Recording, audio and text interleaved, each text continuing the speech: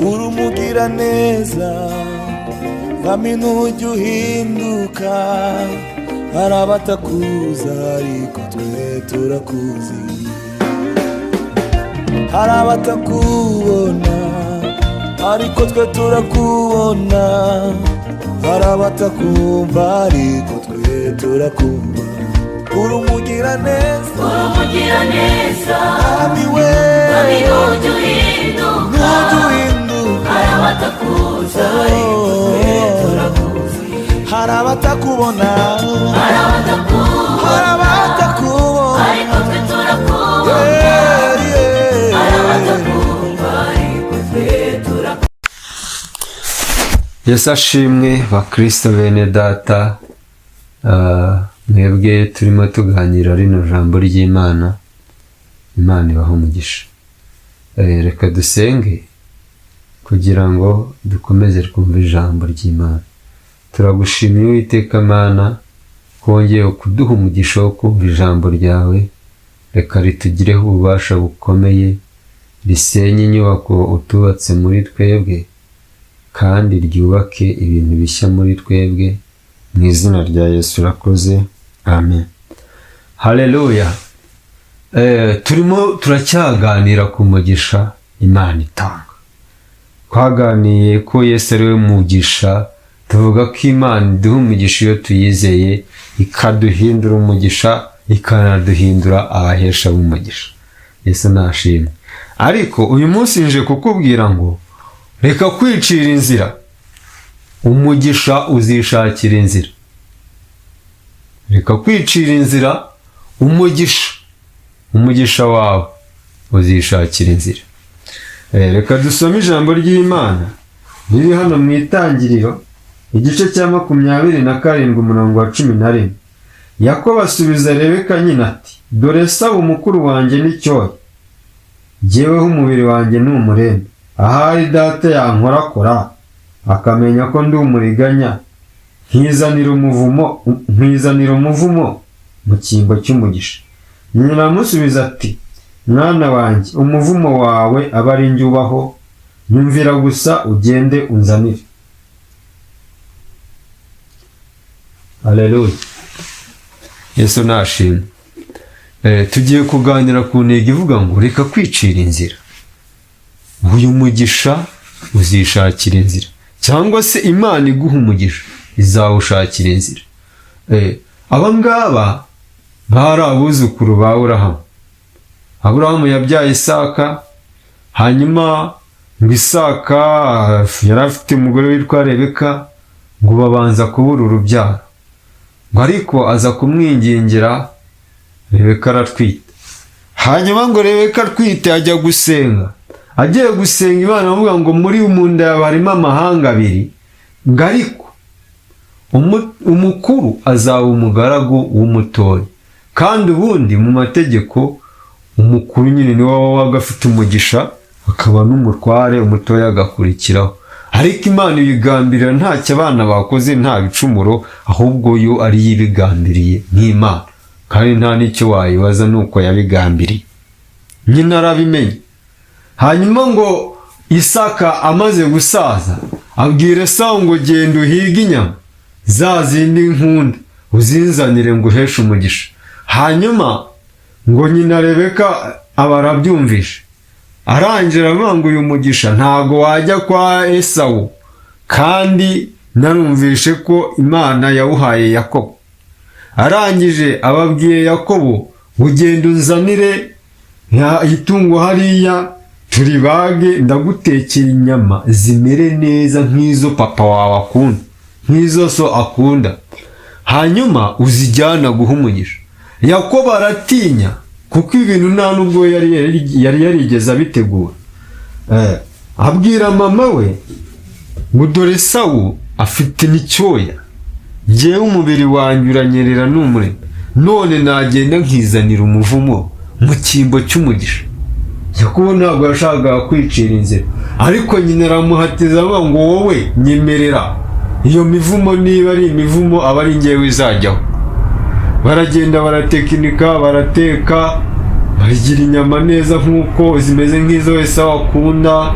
kubera ko ngo Isaka atarakireba ngo bafata imyenda ya Esawu bayambika Yakobo, nyine baratekinika ibintu byose barabirema, haragenda amushyira inyama, ngo bakumva ijwi ni irya Yakobo, Isaka akumva ijwi ni irya Yakobo, ariko yakwihumuriza kumva impumuro ni iya Esawu, kubera ko yari anashaje biramucanga, arangije amwaturiraho umugisha arawumuha. Ariko nubwo yari awumuhaye, yari yiciriye inzira, yari atekinitse, yari awubonye mu buryo Imana itateganyije kumuha, kuko Imana yari yaragambiriye kumuha, yari ifite n'ubundi buryo yakoresha uwo mugisha Yakobo akawubona. Hanyuma ngo Esawu aziye ngo azanye inyama nawe ngo ise arye, Ise aramubwira ngo umugisha namaze kuwutanga, kandi uwo nawuhaye azawuhawe. Aravuga ngo Yakobo arandiganyije, ngo agambirira kuzamwica. Ngo ariko nyina aramubwira ngo vanga ujye iwacu kwa Labani, ujye kwa nyokorome Labani. Nuvuga ngo bino bintu uyu mubyeyi yakoze byabanje kugira ingaruka ku muryango, kubera ko byatumye Yakobo atorongera, ata umuryango w'iwabo, ava mu byishimo by'iwabo, aragenda ajya kwa nyirarume gusa n'ukora imirimo y'ubugaragu, kandi yarari iwabo afashwe neza. Ibi bintu Rebeka yarakoze byabanje gucamo umuryango kabiri, bizana amakimbirane yakomeje gukura kugeza n'ubu, bitewe no gushaka gucira inzira Imana. Kandi Imana yo ni inyamaboko, ntabwo ikeneye ko tuyicira inzira. Na Yakobo nawe byaramuhangayikishije, ari mu nzira agenda, cyokora ngo araryama yisegura ibuye. Umuntu wari ufite umugisha ngo wari ugiye awuhawe, ariko ngo aragenda ngo yisegura ibuye, ariko Imana yari iri kumwe nawe. Nubwo yari agiye awibye, Imana ntabwo yamutaye, kubera ko igituma itugirira neza ni ukugira ngo iturehereze kwihana. Ngo araryama arota ibyo mu ijoro, avuga ngo ningaruka aha hazaba inzu yawe, avuga ngo kandi nujyana nanjye ukajya umpa ibyo kurya n'ibyo kwambara. Avuye iwabo yari ameze neza, ariko kubera ingaruka z'icyaha umva ibintu yari agezemo. Aragenda ngo ageze kwa Labani, bino bintu biramukurikirana, buno bujura kutekinika kwiba umugisha byaramukurikiranye. Ageze kwa Labani bamuhindura umushumba, bumvikana ibihembo, akaragira ibihembo bye, igihe cyo kumuhemba cyagera Labani akabihindura, akavuga ngo nzaguhiza intama, igihe cyagera Labani akazimwima. Agenda amuriganya ibihembo bye inshuro nyinshi. Yakobo aragenda akunda umusheri we, akunda umugeni, baravuga ngo mukorera imyaka 7, arakora ishize bamuha utari we, bamuha Leya, kandi yarakunze Rasheli. Baravuga ngo kora indi myaka 7, arongera akora indi myaka 7. Ibi byari ukuba yaratekinitse. Ibi bintu byo kwicira inzira, uba urimo urarahurira umuvumo mu mugisha, uba urimo uravanga, ni nko gufata imisenyi ukayivanga mu biryo. Ibi biryo niyo wabirya ntabwo bizigera bikuryohera, nta munezero uzabigiriramo, kubera ko nta buryohe biba bigifite. Yakobo arateseka, ibintu biramucanga, kuko yari yafashe umugisha, nubwo yari yarawuhawe. Imana yari yagambiriye kuwumuha, ariko yo yari ifite uburyo izawumuhamo. Rero narindi kukubwira ngo abantu batunzwe n'ijuru, abantu bitirirwa ijuru, bagomba kubeshwaho n'ijuru. Nagira ngo ubwire ko ushobora kubeshya aboditeri bo mu isi, abagenzuzi b'imari ukabemeza ukabashyira hariya, ariko nagira ngo ubwire ko mu ijuru bazi imitungo utunze itemewe n'ijuru. Bazi ibintu wabonye kubera ruswa, bazi ibintu wabonye uriye imitungo y'imfubyi n'abapfakazi, bazi ibintu byavuye mu buhemu, bazi ibintu utunze byavuye mu nzira zitemewe n'ijuru. Ushobora kubona n'ibintu mu buryo bwemewe n'abantu mugendana, ariko Imana ikaba itabyemera. Niyo mpamvu kuba ibintu abantu mugendana ngo mu kazi nsanze ari uko babikora. Niba ari uko babikora se ijambo ry'Imana ryo rirabivugaho iki? nagira ngo nkubwire ko Imana igikora audit mu mitungo utunze, ikamenya ibintu utunze by'ibifaburikano ijuru ritemera, ugaca inyuma uwo mwashakanye ukazana umwana, irabizi ko wazanye umuvumo mu mugisha. Nubwo wubatse amazu ukagenda ukagira imitungo, nawe ugira n'isoni zo gushima Imana, gusa kubera kuba nka kahebwe ugera ukagira ngo nuko bimeze, ariko Imana ntayigushyigikiye. Imana ifite ubushobozi bwo kugutunga, ibyo yagambiriye no kubikora izabikora. Imana izi ibyangombwa utunze wabonye mu buryo butemewe n'amategeko, gutekinika amaviza, ugatanga ruswa, ukabona amaperime n'ibindi byangombwa, ibyo bintu byose wabonye bidaturutse mu bushake bw'Imana. Imana irabizi. Ariko narindi kukubwira ngo uyu munsi ukura umuvumo mu mugisha wawe. Nta kindi gikura umuvumo mu mugisha, ni ukwemera Yesu akaza agatura muri wowe. Ushobora kuba ukijijwe ariko warakomeje kujya za ruswa, warakomeje guhemuka, warakomeje gukora ibintu by'amanyanga akomeye, nubwo ubona wagira ngo uri gutera imbere ukagira ngo warahiriwe, ariko ibyo bintu nta mugisha birimo. N'ikimenyimenyi ni uko nta mahoro uba ubifitemo, kuko ijambo ryarambwiye ngo Yesu niwe mahoro yacu. Rero ibintu Yesu atarimo, nta mahoro n'umunezero uzigera ubigiriramo.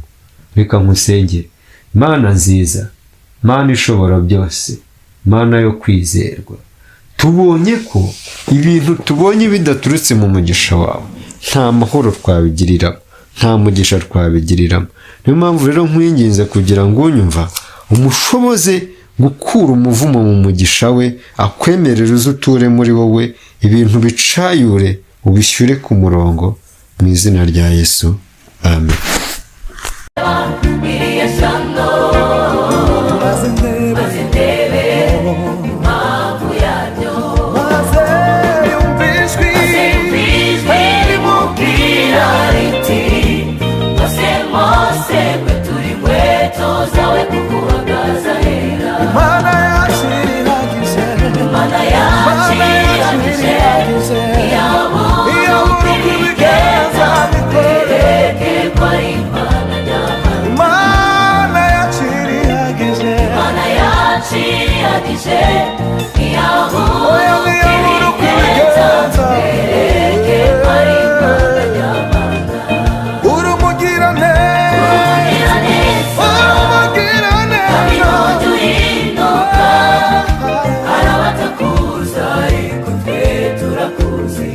Tukubona mu byo dukorera, murakomeye, ariko twe turakubona. Hari abatakumva ariko twe turakumva. Uri umugiraneza, utugirira neza, duhinduka. Hari abatakuza ariko twe turakuzi. Hari abatakubona, abatakubona, ariko twe turakubona. Hari abataku